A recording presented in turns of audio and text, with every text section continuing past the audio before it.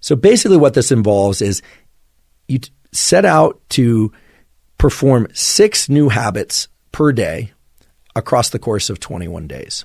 Why 6 and why 21? Well, we'll talk about that in a moment. But the idea is you write down 6 things that you would like to do every day for 21 days.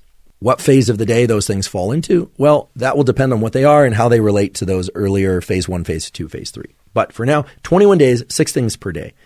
However, the expectation is that you'll only complete 4 to 5 of those each day. So built into this is a kind of permission to fail, but it's not failure, because it turns out that this approach to forming habits is based not so much on the specific habits that you're trying to form, but the habit of performing habits, right? It's the habit of doing a certain number of things per day. So you set out to perform 6. Now, another reason for not necessarily performing all 6 is that some activities probably shouldn't be performed each day. For instance, in my case, if I were to weight train or even run every day, I'm of the sort, or my biology is of the sort, that I don't recover so well. So I wouldn't want to do resistance training every day, but I might want to do it 4 days a week, for instance.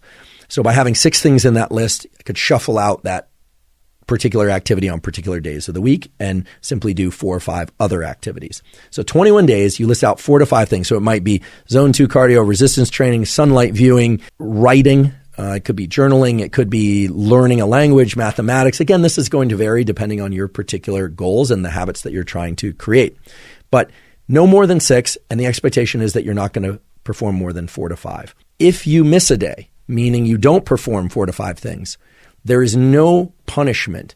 And in fact, it's important that you don't actually try and do what in the literature is called a habit slip compensation, which is just fancy psychological language for if you screw up and you don't get all 4 or 5 in one day, you don't do 8 the next day in order to compensate.